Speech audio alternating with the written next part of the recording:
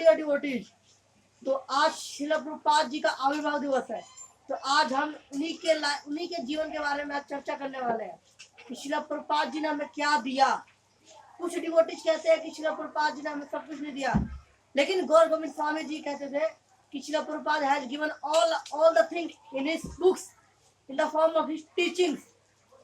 श्रील प्रभुपाद जी ने केवल हमें कहानी, किताबों में कहानी, उन्होंने तो उस कही हुई बातों को, शास्त्रों में जो आचार्यों के बारे में बात कही जाती है, श्रील प्रभुपाद जी ने उस बात को साक्षात अपने जीवन में आचरण करके हमें सिखाया। उन्होंने हमें शिष्य को यही कहा कि हमें आचरण से सिखाना है, लोगों को अपने व्यवहार से सिखाना है। तो हम थोड़े बहुत पास्ट टाइम डिस्कस करने वाले श्रील प्रभुपाद जी के बारे में। श्रील प्रभुपाद जी का जो जन्म है 1 सितंबर 1896 में कलकत्ता में हुआ था। तो श्रील प्रभुपाद जी के पिताजी का नाम गौर मोहन डे था और माता जी का नाम रजनी देवी था। श्रील प्रभुपाद जी के जो पिताजी थे वो भगवान राधा रानी के शुद्ध भक्त थे। श्रील प्रभुपाद जी ऐसा चाहते थे, उनके पिताजी में ऐसा चाहते थे कि श्रील प्रभुपाद जी राधा रानी के भक्त बने, लेकिन उनकी माता थी वो चाहते थे कि वो बैरिस्टर बने, अमेरिका जाए, पढ़ाई लिखाई करे, ये सब चीजों में। लेकिन उनकी माता का भी उनसे काफी ज्यादा स्नेह रहा करता था।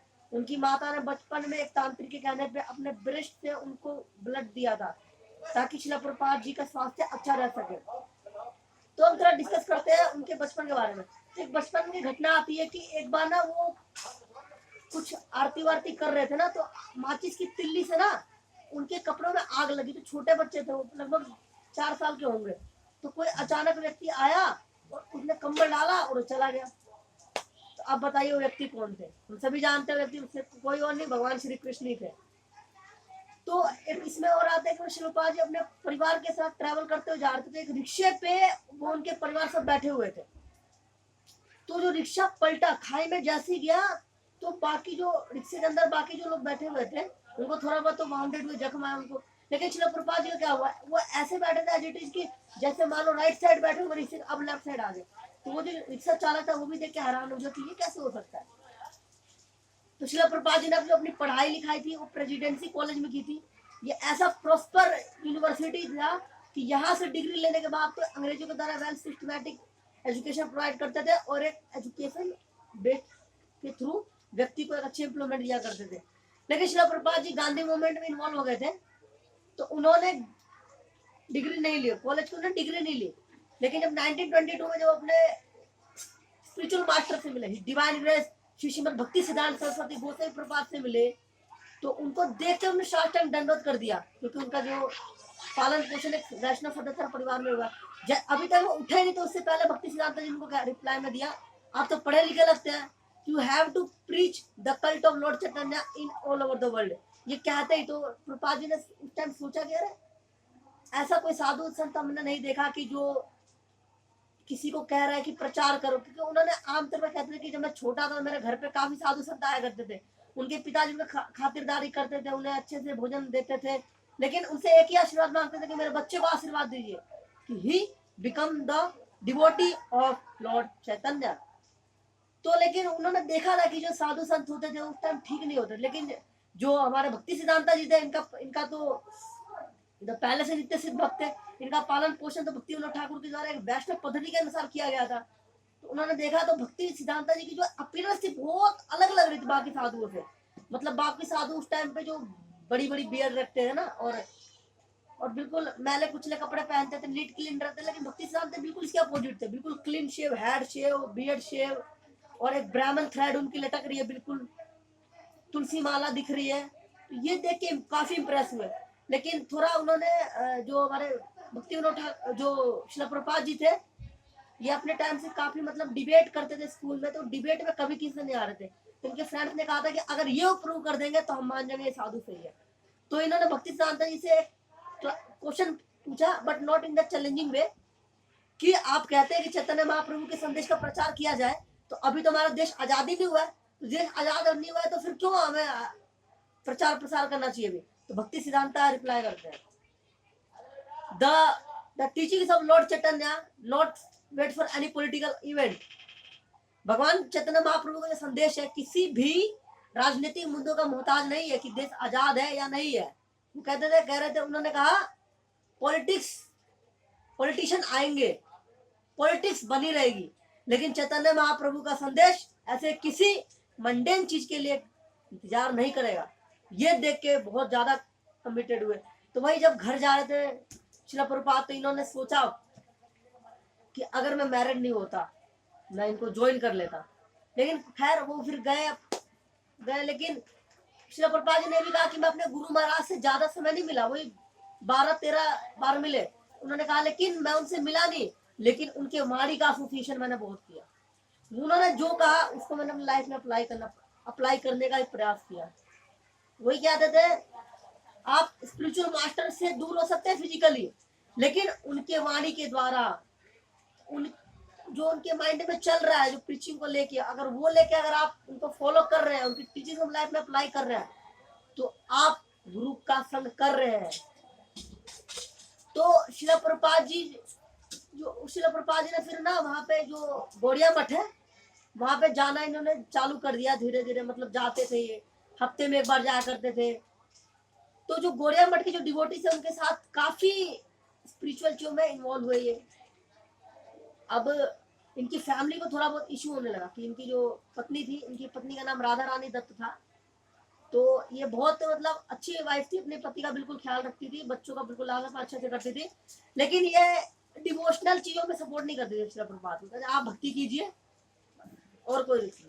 लेकिन श्रील प्रभुपाद जी चाहते थे कि वो भी हमारी हेल्प करे ताकि हम भक्ति में और ज्यादा आगे बढ़े धीरे धीरे ना। लेकिन ऐसी चीजें भी रही श्रील प्रभुपाद जी के लाइफ में। तो श्रील प्रभुपाद जी ने काफी स्ट्रगल किया इस मूवमेंट को फैलाने के लिए। तो बहुत प्रयास किया उन्होंने, लेकिन जब सक्सेस नहीं मिला, उन्होंने लास्ट में अपना घर छोड़ा। 52 की एज में घर छोड़ दिया उन्होंने। इसके पीछे एक किस्सा आता है कि श्रील प्रभुपाद जी अपने ऑफिस से अपने फार्मेसी से जब लौट के आ रहे थे, तो उन्होंने श्रीमद् भागवतम को पूछा अपनी वाइफ से कि वो कहाँ गया, श्रीमद् भागवतम कहाँ है। तो वाइफ ने कहा वो तो मैंने रद्दी वाले को बेच दिया, और बेच के मैंने उनसे चाय की पत्ती ले ली। तो श्रील प्रभुपाद जी ने बोला चाय पीना तो नहीं छोड़ रहे कभी भी, तो आपको चाय चाहिए, टी चाहिए और मी चाहिए। तो उनकी वाइफ ने कहा टी चाहिए। तो श्रील प्रभुपाद ने उसे अपना घर छोड़ दिया। वो वृंदावन गए, उन्होंने वहां पर बुक्स लिखी, जो श्रीमद् भागवतम है उन बुक्स को लिखा, उनका प्रचार प्रसार किया, पब्लिकेशन की। पब्लिकेशन के लिए वो लोगों से स्पॉन्सर मांगा करते थे, इसके लिए वो वृंदावन से चिपीवारा जाते थे, है ना। और 58 की एज में उनको संन्यास दे दिया गौड़िया मठ के। उनके जो ब्रदर्स थे उन्होंने उनको रिनाउंस ऑर्डर दिया लाइफ का। उसके बाद उनका नाम पड़ा भक्ति वेदांत स्वामी, नाम पड़ा उनका अभय चरण भक्ति वेदांत स्वामी। इस तरह से जो उनका जो इनिशिएटेड नेम था भक्ति सिद्धांत जी के द्वारा, वो था अभय चरणारविंद दास। लेकिन संन्यास के बाद इनका स्वामी टैगलाइन जो है वो आ गया था। इनके जो गॉडफादर था उन्होंने इनको भक्ति वेदांत का भी टाइटल दिया था, क्योंकि जो वेदांतों का क्या है, भक्ति। तो भक्ति में काफी निपुण थे, सिद्धांत में काफी निपुण थे। तो ये हुआ। लेकिन गौड़िया मठ में हुआ ये था कि जो वहां के जो टीम थे ना, दो भागों में फ्रैक्शन हो गए थे उनके। एक जो टीम था वो चला गया था मैनेजमेंट में, दूसरा चला गया था प्रीचिंग में। लेकिन जो भक्ति सिद्धांत जी वो कहा करते थे कि आप दोनों मेरी सेवा कर रहे हैं। जो मैनेजमेंट है वो मेरी वापू सेवा कर रहे हैं, लेकिन जो प्रीचिंग है वो मेरी वाणी सेवा कर रहे हैं। ऑर्गेनाइजेशन इंस्टीट्यूशन को चलाने के लिए हमें दोनों चीजों की आवश्यकता है। लेकिन अब वहां के जो भक्ति सिद्धांत जब चले गए 1936 में, तो गौड़िया मठ के जो मेंबर्स थे वहां के ब्रह्मचारी सन्यासी के बीच में मतभेद हो गया। श्रील प्रभुपाद के साथ उतना कोलैबोरेट नहीं कर पाए। श्रील प्रभुपाद जी हालांकि चाहते थे, लेकिन उनका आपसी मतभेद रह गया। यहाँ तक कि उनकी जो सिचुएशन ऐसे चले गौड़िया मठ वालों की कि वो तो कोर्ट केसेस तक करने लगे एक दूसरे के खिलाफ, छोटी छोटी चीजों के लिए, रूम्स के लिए, प्रॉपर्टीज के लिए लड़ने लगे थे। श्रील प्रभुपाद जी ने फिर वृंदावन में रहा, उन्होंने फिर किया। लेकिन एट द एज ऑफ 70 ने फाइनली डिसाइड किया कि मैं यूएसए जाऊंगा, अमेरिका जाऊंगा, वहां पे प्रचार करूंगा, न्यूयॉर्क जाऊंगा, प्रचार करूंगा। श्रीमती मोरारजी देसाई के थ्रू उनको कुछ स्पॉन्सर मिला और वो वहां अमेरिका के लिए उन्होंने प्रस्थान किया। लेकिन इससे पहले श्रीमती मोरारजी देसाई जी जो थी, उन्होंने मना किया कि आप तो बूढ़े हो चुके हैं, आपका शरीर छूट सकता है, आप मर सकते हो। श्री प्रभुपाद जी ने रिप्लाई में कहा मेरे को भगवान की सेवा करते करते अगर मर गया तो ये बहुत ग्लोरियस डेथ होगी, बजाय कि यहाँ पे भजन करते करते मर जाऊं, तो भगवान की सेवा करते करते अगर शरीर छूटे तो बहुत ग्लोरियस होगा। तो श्रीमती मोरारजी देसाई ने कभी ऐसा नहीं देखा कि कोई ऐसा साधु है इस तरीके की बातें कर रहा है ना, तो ये चीज चलती रही। तो एक्चुअली शिला प्रभुपाद जी ने प्रिंटिंग से रिलेटेड बहुत सारे काम किए थे। जैसे उन्होंने गौड़िया मठ में उन्होंने बैक टू गॉडेड नाम की मैगजीन निकाली थी, क्लियर कट, कुछ फॉल्टी चीज नहीं, सीधा बैक टू गॉडेड क्लियर है पूरा कि हमें क्या करना है लाइफ में, क्या नहीं करना है। शिला प्रभुपाद जी जब न्यूयॉर्क गए हैं तो उन्होंने जलदूता से गए, तो जलदूता से जब गए तो उनके जो सन थे उन्होंने कहा कि पिताजी आप नहीं जाइए, आपके शरीर, आपका उम्र भी हो चुका है। लेकिन शिला प्रभुपाद जी ने कहा मेरे को चैतन्य महाप्रभु के संदेश को फैलाने के लिए मेरे को जाना ही होगा। तो शिला प्रभुपाद जी की यात्रा थी 40 दिनों की, लगभग 40 दिनों की यात्रा थी। तो शिला प्रभुपाद जी पहुंचे हैं, जैसे वो पहुंचे हैं तो उनको रास्ते में 3-4 हार्ट अटैक भी आए हैं। तो अंत हार्ट अटैक इतना मेजर हो गया था कि उनको लगा अब तो प्राण छूट जाएंगे। लेकिन उस टाइम शिला प्रभुपाद जी चैतन्य चरितामृत पढ़ते हुए गए हैं। उन्होंने यही सोचा कि भगवान कृष्ण मैं आपके संदेश का प्रचार नहीं कर पा रहा हूँ, अब आप ही पे सब कुछ मेरी डिपेंडेंसी, आप ही बताइए मैं क्या करूँ। तो उनके ड्रीम में आते चैतन्य महाप्रभु, पंच तत्व, राधा कृष्ण। वो कहते हैं कि हम, हमारा आशीर्वाद आपके सर पे है, आप निर्भय होके प्रचार कीजिए, आपको कुछ नहीं होगा। फिर भगवान कृष्ण के हृदय पे अपना स्पर्श देते हैं और देखते हैं कि पंच तत्व उनके जो जलदूता है उसको खींच रहे हैं। तो ये देख के जो उनकी जो हार्ट था वो थोड़ा ठीक हुआ, रेस्पिरेशन उनका ठीक हुआ। फिर धीरे धीरे उन्होंने अपना को रिवाइव किया। तो उनको एक्चुअली थोड़ा ना वो हो गया था, सी सिकनेस हो गई। तो सी सिकनेस में प्रभुपाद जी ने पहली बार लाइफ में इतनी हैवी यात्रा की और कभी उन्होंने ट्रैवल नहीं किया आउटसाइड द इंडिया, कभी उन्होंने ट्रैवल नहीं किया। हालांकि अपने बिजनेस के चक्कर में तो वो एंटायर इंडिया उन्होंने बहुत ट्रैवल किया है। तो उस टाइम उन्होंने कुछ खाया पिया भी नहीं, क्योंकि उनको खाने पीने का बिल्कुल मन नहीं करता। तो जो बोटमैन की जो वाइफ थी उन्होंने कहा कि स्वामी जी जो भी है, लेकिन इनके अंदर एक कमिटमेंट जो दिख रहा है वो तो बहुत फैंटास्टिक है।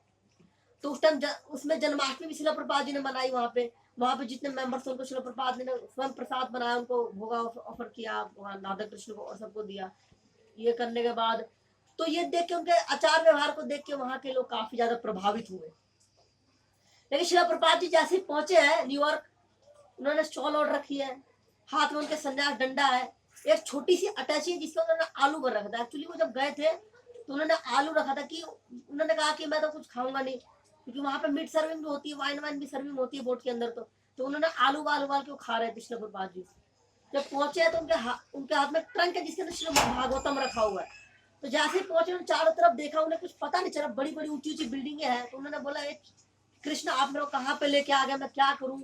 तो वहां बैठ कर उन्होंने पोयम लिखी, तो बहुत फेमस पोयम, आप पढ़िएगा, वैष्णव पदावली में आती है पोयम, जिसमें वो व्याख्यान करते कि भगवान कृष्ण आप मेरे को कहाँ लेके आ गए, मैं इतना बुजुर्ग हो चुका हूँ, तो अब मैं आप ही पे निर्भर हूँ, आप मेरे को जो कराना चाहते कराए। You make me dance, I will dance, whatever you want to do from me you can do from me। तो शिला प्रभुपाद फिर उन्होंने अपना रास्ता लिया, चलते गए। तो सैली अग्रवाल जी जो थे उनके घर पे उन्होंने रखा। तो उनको वहां जब गए तो सैली अग्रवाल जी, मिसेस सैली अग्रवाल, तो उनको काफी इशू था कि कौन स्वामी जी आ गए हैं ये। तो उनके जो नेबर थे वो पूछते थे कौन स्वामी जी है ये। तो उन्होंने कहा कि इनको आइडिया दे देते हैं कि न्यूज़पेपर में स्वामी जी के बारे में डाल देते हैं, हमारे घर में ये इस नाम के स्वामी आ गए हैं, ये कुछ दिनों के आए हैं फिर चले जाएंगे। तो एक अजीब सी चीजें थी, चलता है अपनी जगह, फॉरेन कंट्री में चीज चलती रहती है। तो वहां भी जमा नहीं, तो शिला प्रभुपाद जी ने पूरे न्यूयॉर्क सिटी में बाउरी स्ट्रीट जो था वहां पे इधर उधर जुगा करके, मतलब अरेंजमेंट करके उनको फिर एक रूम मिला। वहां पे मैचलेस गिफ्ट शॉप के नाम से उन्होंने फिर अपनी एक स्कॉल सोसाइटी खोली है, छोटी सी है। वहां कुछ नहीं है एक्चुअली, पोस्टर लगे हुए, जैसे आप पीछे देख रहे हैं पोस्टर लगे, इस टाइप के पोस्टर लगा रखे थे थोड़े। इसके थ्रू उन्होंने अपना स्टार्ट किया। उस टाइम हिप्पी आते थे। हिप्पी वो लोग होते थे जो सब कुछ छोड़ देते थे और ड्रग्स, इलिसिट चीजों में इन्वॉल्व होना, ये सब चीजें करते थे। तो शिला प्रभुपाद जी ने कहा कि आप नशा क्यों करते हैं, आप ड्रग्स क्यों लेते हैं। तो उन्होंने कहा हमें इसको बहुत मजा आता है। शिला प्रभुपाद जी ने बोला इससे भी ऊपर हायर टेस्ट हम आपको देंगे, तो आप ये छोड़ देंगे। तो उन्होंने बोला हाँ, इससे हायर टेस्ट हम बिल्कुल छोड़ देंगे। शिला प्रभुपाद जी ने उनको दिया हरि नाम का नशा, हरे कृष्ण महामंत्र का नशा दिया। तो ये करते करते धीरे धीरे लोग उनके जुड़ते गए। फिर उनके एक सेंटर बने, 2 सेंटर बने, 3, ऐसे करते करते all over the world preaching होने लगी। काफी डिसाइपल, लेकिन शुरुआत में बहुत, यहाँ तक कि शिला प्रभुपाद जी ने अपने डिसाइपल्स की शादियां करवाई। आपने कभी नहीं सुना होगा कि एक जो सन्यासी है वो अपने शिष्यों की शादियां कराए, लेकिन शिला प्रभुपाद जी ने ये भी करवाया। अपने डिसाइपल्स के लिए स्वयं स्टार्टिंग डेज में उन्होंने कुकिंग की है, उनके जाने उन्होंने बर्तन धोए हैं। ये आचार्य अपने आचरण से दिखाते हैं, तो आचरण देख के लोग आकर्षित होते हैं कि ये व्यक्ति कैसा है। इससे एज में, इतनी ज्यादा एज में कोई व्यक्ति के अंदर इतनी ज्यादा कैसे कमिटमेंट और पैशन हो सकता है, ये देख के लोग आकर्षित होते हैं। आपके एजुकेशन को, नॉलेज को देख के लोग आकर्षित नहीं होंगे कभी भी, आपके व्यवहार को देख के लोग आकर्षित होंगे। ये चीजें शिला प्रभुपाद जी ने दिया। तो उसके बाद शिला प्रभुपाद जी फिर इंडिया आए हैं। इंडिया आए तो थोड़ा इनके साथ गौड़िया मठ वालों के साथ थोड़ा कॉन्फ्लिक्ट हो गया। एक्चुअली प्रभुपाद टाइटल को लेके हुआ था। वो कहते थे कि ये जो प्रभुपाद टाइटल है ये सिर्फ रिजर्व है शिला भक्ति सिद्धांत सरस्वती ठाकुर के लिए, लेकिन एक्चुअली ऐसा नहीं है। ये जो प्रभुपाद टाइटल ये ऐसे लोगों को दिया जाता है ना जो एक्स्ट्राऑर्डिनरी प्रीचिंग करे, जैसे शिला जीव गोस्वामी प्रभुपाद, शिला रूप गोस्वामी प्रभुपाद, शिला भक्ति सिद्धांत सरस्वती गोस्वामी प्रभुपाद, और हमारे हिज डिवाइन ग्रेस ऐसी भक्ति स्वामी शिला प्रभुपाद। लेकिन अब एक्चुअली अब ये आ चुका है, जीबीसी का रूल हो चुका है पारित कि अब किसी को प्रभुपाद टाइटल नहीं दिया जाएगा, सिर्फ प्रभुपाद जी तक ही सीमित रहेगा। शिला और प्रभुपाद ये जो टाइटल है नहीं दिया जाएगा। ये एक्सेप्शन था गौर गोविंद स्वामी महाराज के केस में, एक्सेप्शन था क्योंकि वो लिखते सीखते एक अलग है। तो उसके बाद शिला प्रभुपाद जी ने फिर अलग अलग जगहों पे अपने टेम्पल्स खोले, जैसे लॉस एंजल्स में खोला उन्होंने, Bauri street, New York, Australia, India में उन्होंने वर्ल्ड में तो खोला, लेकिन स्पेशली उन्होंने अपना ध्यान इंडिया में काफी रखा। इंडिया में प्रीचिंग बहुत ज्यादा रखा उन्होंने। जैसे इंडिया में उन्होंने मुंबई में काफी ध्यान रखा मतलब इस्कॉन जूहू का तो और केस ऐसा था कि अगर शिला प्रभुपाद नहीं होता, अगर कोई एक नॉर्मल सेंट होता वो हैंडल नहीं कर पाता, क्योंकि उसमें तो काफी डिप्लोमेसी टैक्टिक्स रख के किया। शिला प्रभुपाद जैसे मैनेजमेंट, बिजनेस माइंडेड सब चीज लगा के उन्होंने जीता था। मिस्टर नायर थोड़ा माइंड गेम खेल रहा था। मिस्टर नायर ने क्या किया था, उसने एक ही प्रॉपर्टी को 2 लोगों को बेच दिया था, है ना, ये चीज थी। लेकिन शिला प्रभुपाद जी ने वो भी, गिरिराज स्वामी महाराज जो थे ये इसके संचालन में थे। शिला प्रभुपाद जी ने जो वृंदावन का जो टेम्पल है ना, उस पर भी काफी अपना ध्यान रखा। वहां तक की तो वो ईंटें गिनते थे, एक एक ईंटें गिनते थे, सिमटे की कट्टे गिनते थे। वो कहते थे कि आप भक्ति करते करते ऐसा ना हो जाए कि भौतिक चीज से दूरी हो जाए, क्योंकि है तो आप, हालांकि आप है तो भौतिक संसार में ना, ये चीजें। और वृंदा और मायापुर का जो टेम्पल है वहां पे तो काफी अपने टाइम दिया, वहां काफी समय तक वो रहे भी थे एक्चुअली। तो मायापुर के जो टेम्पल की जो लैंड है उसको एक्वायर करने में जो तमाल कृष्ण गोसाई महाराज है उनका काफी ज्यादा योगदान। एक्चुअली इसको के नाम पे जितनी थोड़ी प्रॉपर्टी है ना, बिल्कुल जो थोड़ी अलग टाइप की है, जो नहीं मिल सकता, हम सोच भी नहीं सकते मिल सकता है, वो तमाल कृष्ण गोसाई महाराज के लिए था, उन्होंने ही कराया था। नहीं तो तमाल कृष्ण गोसाई महाराज रात के 2 बजे आए टेम्पल से, बिल्कुल लीगल डॉक्यूमेंट्स वेरीफाई करने के बाद कुछ जो गुंडा उंडा थे उनसे मिल के पूरा अरेंजमेंट करके, क्योंकि उस टाइम उन्होंने वहां थोड़ा मोमडक लोग रहते थे तो उनका नाम मियापुर रख दिया था। अब देखिए ये चीज हो गई थी वहां। लेकिन तमाल कृष्ण गोसाई महाराज ने करके फिर वो पहुंचे हैं, तो जैसे एक लड़का एक लड़की को प्रपोज करता है ना, ठीक उसी तरीके से उसी पूछे तमाल कृष्ण गोसाई महाराज शिला प्रभुपाद जी को लैंड के पेपर कहते शिला Prabhupada the land is yours. ये सुन के शिला प्रभुपाद जी कुछ नहीं कहते, कहते आप जाओ रेस्ट करो। शिला प्रभुपाद जी बहुत परेशान थे कि अभी तक इतने रात हो गए, इतने दिन हो गए आए नहीं, क्योंकि शिला प्रभुपाद जी का ऑर्डर था कि जब तक मायापुर का टेम्पल ना आ जाए, जब तक मायापुर की लैंड ना आ जाए फोन के अंदर, तब तक मेरे को अपनी शकल मत दिखाना, तब तक मत आना। तो एक्चुअली शिला तमाल कृष्ण गोसाई महाराज शिला प्रभुपाद जी के सोल्जर थे, सोल्जर। कोई भी इशू होता कहते कॉल द तमाल, ऐसा चलता था। तो शिला प्रभुपाद जी ने बहुत किया। उन्होंने 11 साल के अंदर अंदर 108 मंदिर बनाए, 14 बार इस पूरे विश्व का चक्कर लगाया, है ना। 82 से ऊपर उन्होंने किताबें लिखी, छोटी बड़ी दोनों इंक्लूडेड है। मॉर्निंग वॉक्स दिए, रूम कन्वर्सेशन दिए, 10,000 से ज्यादा शिष्य बनाए और काफी चीजें, फार्म कम्युनिटी बनाई उन्होंने। राधा कृष्ण की सर्विस करने के लिए अलग अलग चीजें उन्होंने दी हमें। मॉर्निंग प्रोग्राम दिया, इवनिंग प्रोग्राम दिया, डीटी वर्शिप दी उन्होंने, भोग ऑफरिंग चीजें बताई, फ्लावरिंग डेकोरेशन दिया उन्होंने, हर चीज A to Z दिया। लाइफ को उन्होंने हमें जीना सिखाया। वर्णाश्रम धर्म को स्टैब्लिश करने वाले वही थे।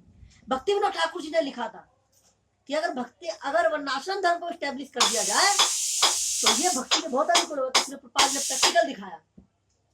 भक्तिविनोद ठाकुर ने 1896 में जब फ्रांस में जब अपनी बुक लिखी थी द लाइफ एंड प्रिसेप्ट्स ऑफ चैतन्य, तो कहा था कि चैतन्य महाप्रभु के सेनापति एक भक्त आएंगे जो पूरे विश्व में चैतन्य महाप्रभु के संदेश का प्रचार प्रसार कर देंगे, वो भी 11 सालों के अंदर अंदर। थे कौन थे? हमारे शिला प्रभुपाद थे जी थे। तो ये दोनों के लिए अप्लाई था एक्चुअली, भक्ति सिद्धांत सरस्वती ठाकुर के लिए भी था और शिला प्रभुपाद जी के लिए भी था। एक आर्मी के अंदर 2 मेजर भी हो सकते हैं, ऐसा नहीं है कि एक ही मेजर हो, तो इस तरीके से चीजें चलती है। तो उन्होंने शिला प्रभुपाद जी ने 11 साल के अंदर सब चीजें करके दिखाया। वो हमेशा अपने डिसाइपल से चाहते थे कि जो ये मूवमेंट है इसमें प्योरिटी बना के रखे आप। अगर शुद्धता होगी इस क्रांति के अंदर, ये फ्लरिश करेगा। लेकिन अगर आप आपस में मतभेद करने लगोगे, डेविएशन लाओगे अगर भक्ति के नाम पर, तो ये सोसाइटी गिर जाएगी, अगर ये फिर फॉल डाउन अगेन। शिला प्रभुपाद जी का स्टेटमेंट था कि ये जो इस्कॉन सोसाइटी है ये वैकुंठ है, ये ऑर्डिनरी नहीं है, ये मंडेन वर्ल्ड में, ये मटेरियलिस्टिक वर्ल्ड में ट्रांसेंडेंटल प्लेजर है। ये आपको इसमें प्रयास करना चाहिए बहुत ज्यादा। आपको इस संस्था को एस्टैब्लिश करना है, इसको वर्ल्ड वाइड प्रीचिंग के लिए। You have to engage 24 hours in the service of lord Shri Krishna. तो ये बहुत मस्ट है। श्री प्रभुपाद जी के 4 स्टेटमेंट वेरी वेरी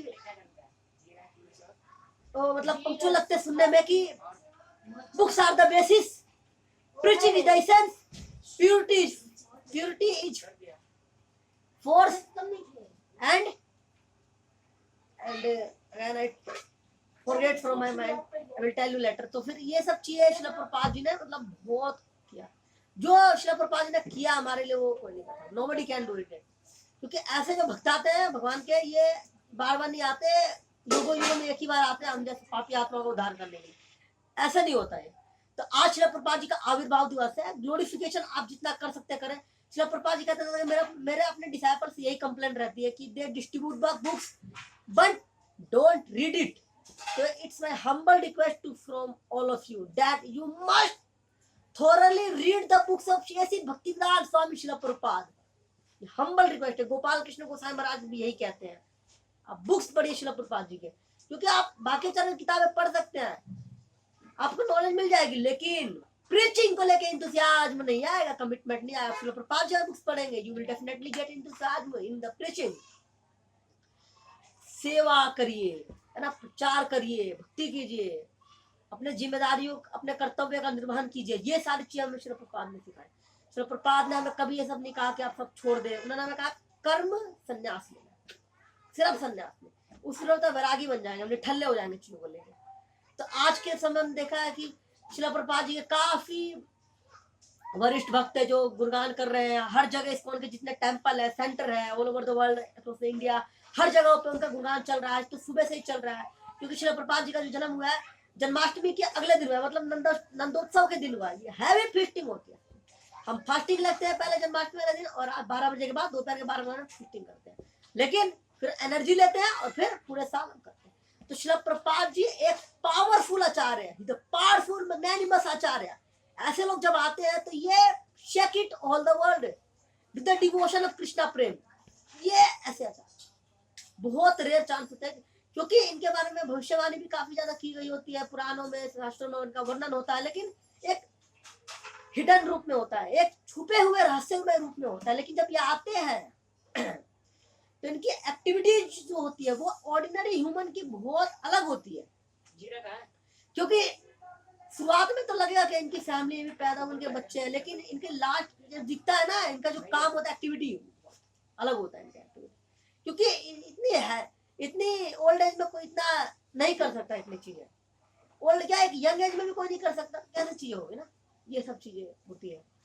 तो हमें प्रयास करना है कि जैसे हमने देखा है कि लोग कहते हैं इंडिया में थोड़ा ये है कि सिर्फ राधा कृष्ण पे ही फोकस करते हैं, लेकिन अमेरिकन की यह है कि वो प्रभुपाद जी पे मेन फोकस करते हैं, क्योंकि हमें राधा कृष्ण मिले कैसे, श्रील प्रभुपाद जी से।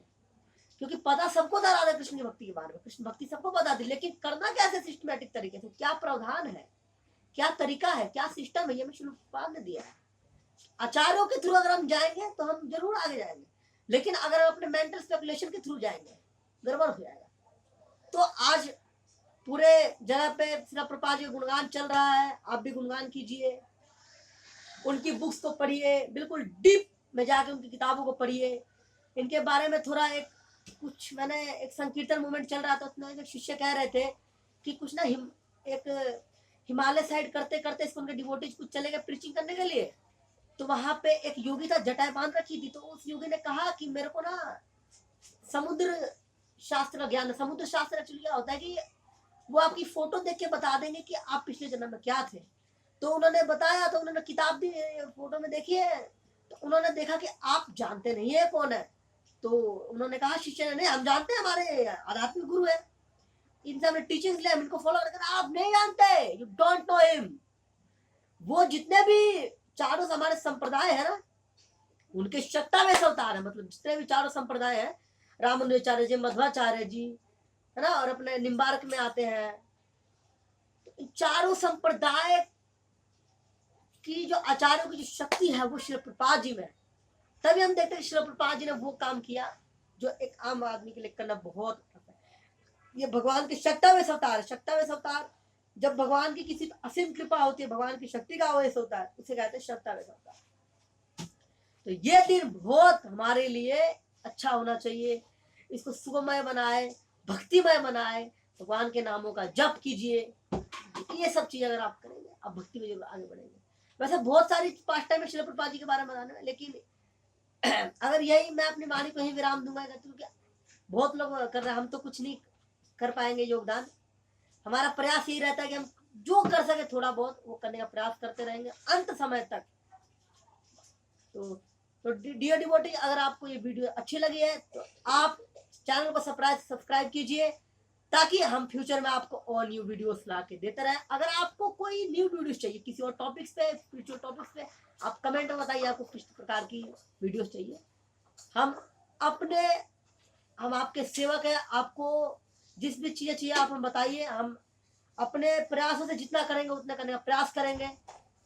हरे कृष्णा डियर डिवोटी, श्रील प्रभुपाद की जय, अनंत कोटि वैष्णव भक्तवृंद की जय, हरे कृष्ण महामंत्र की जय, युग धर्म नाम संकीर्तन की